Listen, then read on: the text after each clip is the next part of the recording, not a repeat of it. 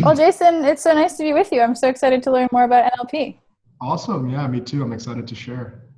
Yeah, so first of all, like what does NLP even stand for and what is it? Well, NLP stands for Neuro-Linguistic Programming, and it's a bit of a complicated way of saying that it's about how our neurology, our body, is programmed by the languages of the mind. So how we communicate with ourselves determines what states we get into and determines our behavior and our habits. And so really it's a way of understanding how to recognize the language patterns and the thinking patterns within an individual so that we can basically do two things. One is find people who are really excellent at stuff and be able to replicate their patterns. And then the other thing is being able to find patterns that are unresourceful in people.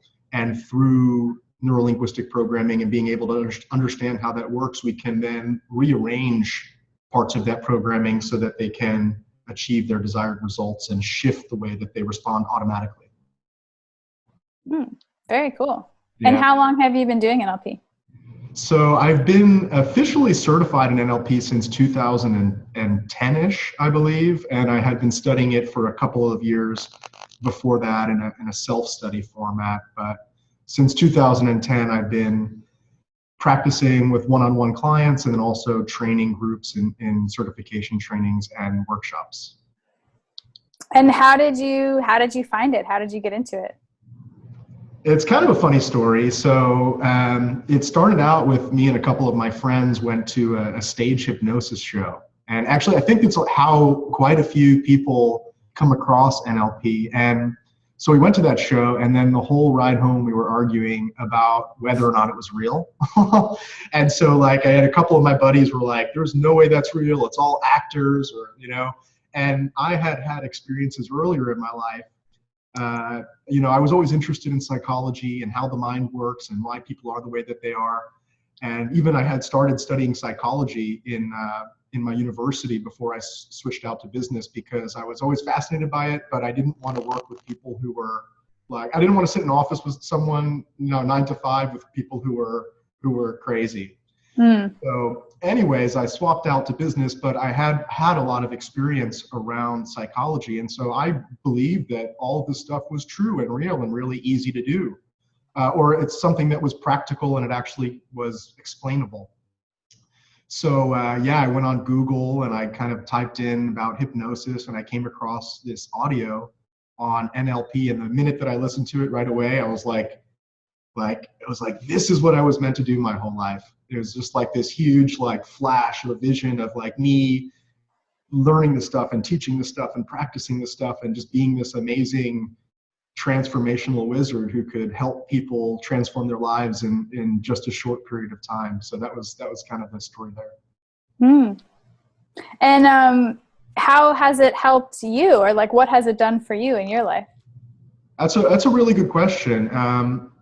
So kind of my story is that when I first started learning NLP, I was really focused on working with other people. So for the first couple of years, when I had the option to either be the person practicing the technique or to be the person receiving it, I always wanted to be the person doing the technique. And I wanted to become really skilled at doing NLP. And it wasn't until a couple of years later when I discovered neurosemantics, which is like a branch of NLP, when I really started applying NLP to my own life. So, and that was when the real magic started to happen in my life. The story was that I was working with people, I started to get great results with them, and I would come home at the end of the day and I would just like feel depressed. And I wasn't feeling fulfilled in my life. And it was like this huge, deep incongruence because I was like this person who was helping people get transformations in their life. And yet, like when I was alone and the door was closed and nobody was with me, I felt like crap.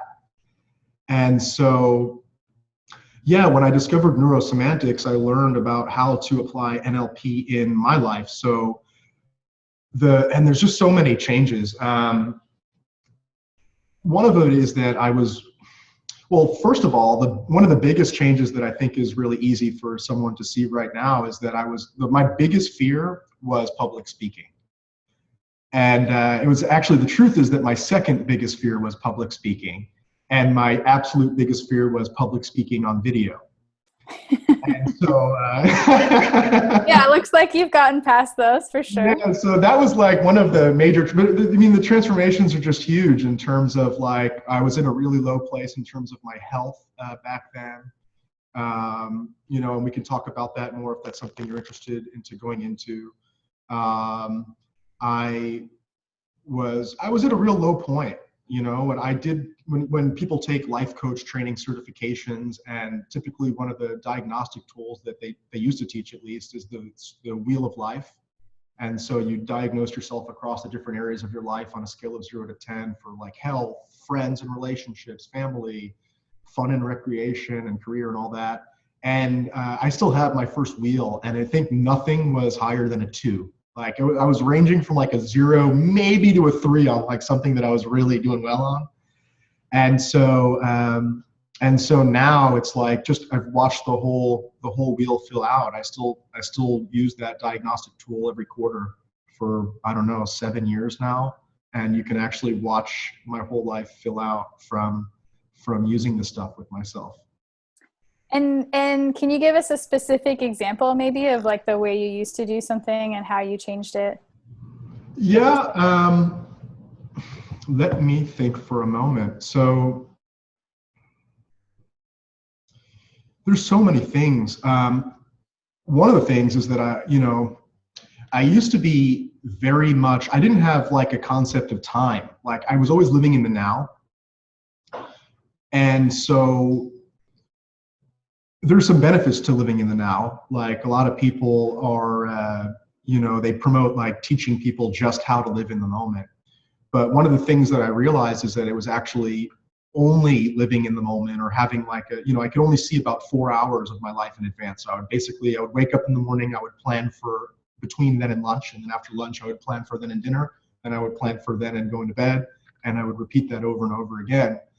And it really held me back because I wasn't having any long-term thinking, any long-term strategy. I didn't have a 5-year vision. I didn't have a 1-year vision. I didn't have a quarterly plan.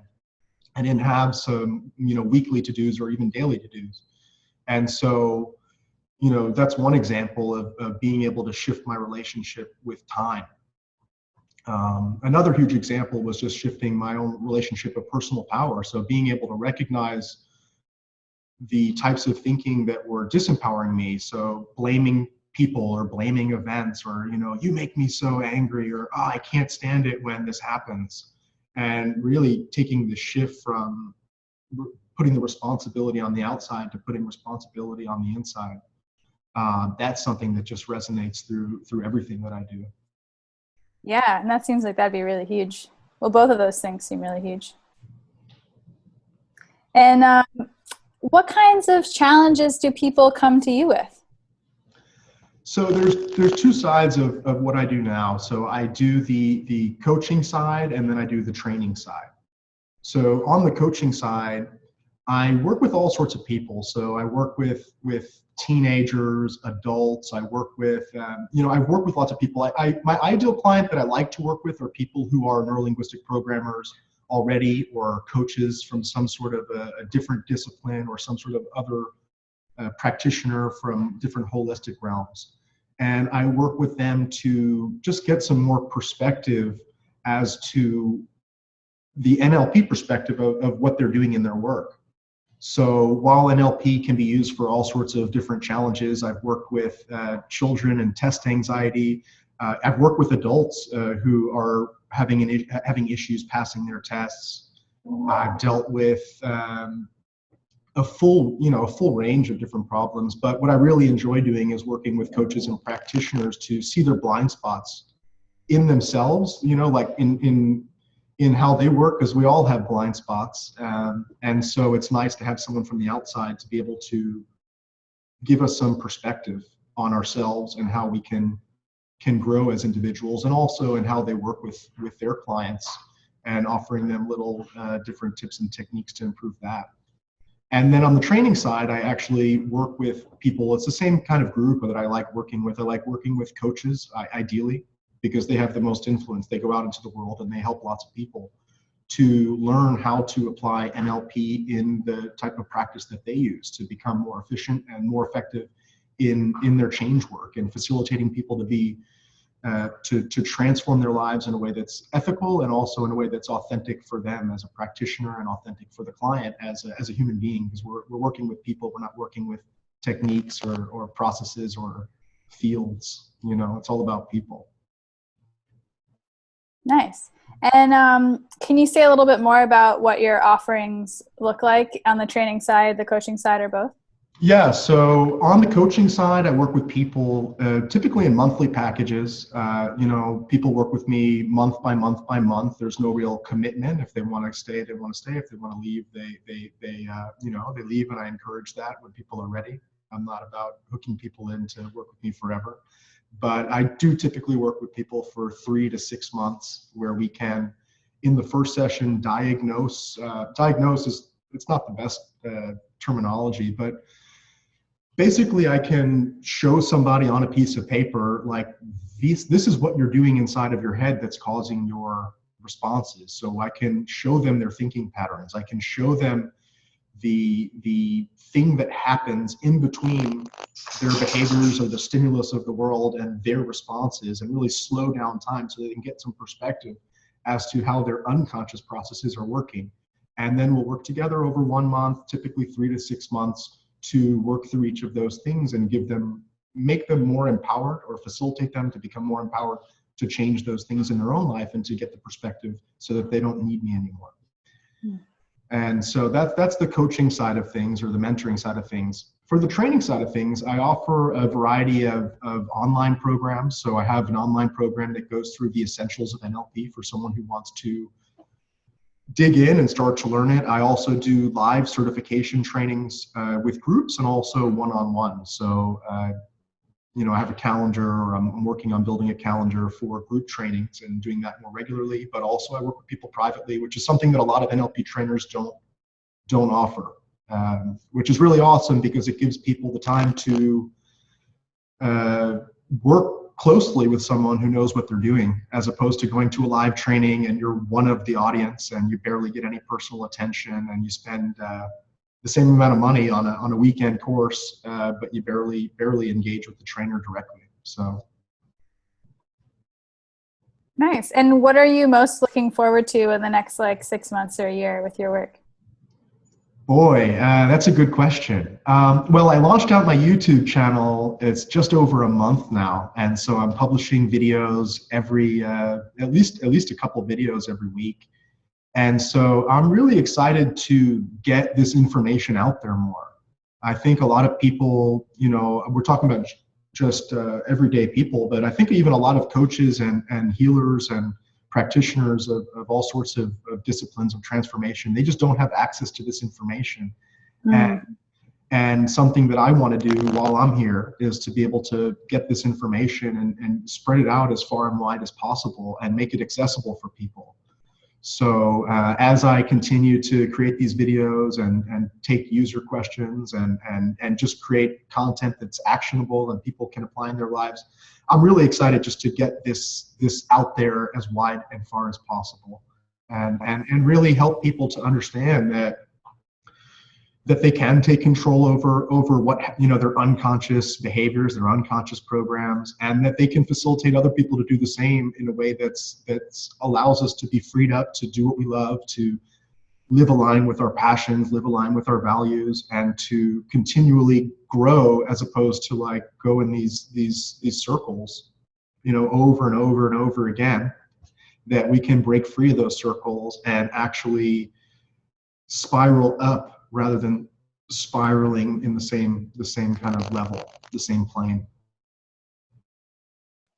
Yeah, I can tell you're excited. It's great. Yeah. So is there anything else that you think people should know about you or about NLP? Well, I guess one of the things is that NLP is highly experiential. And so while I am super excited to share these videos across YouTube, and I do my and just the internet, written articles and all that, but I do my best to make it as experiential as possible. So I do give like actionable things to do, and I give also like guided experiences the best that I can through video. But the best way to learn NLP is really to have interaction with someone who's experienced and to get feedback on it. And also that there's a lot of variation across the field of NLP in terms of the quality of the content, the integrity of the trainer, and the values that the different trainers express through their work with people, and also that gets modeled by the students. So if you are going to go out and learn NLP, and I think that everybody should learn NLP, but if that I think that when you do that, be really cautious and do a lot of research, or even reach out to somebody who I'm more than happy to facilitate someone else to find a good trainer if it's not me, but to work with someone who has a high level of integrity and a high level of experience so that you can get the best results possible.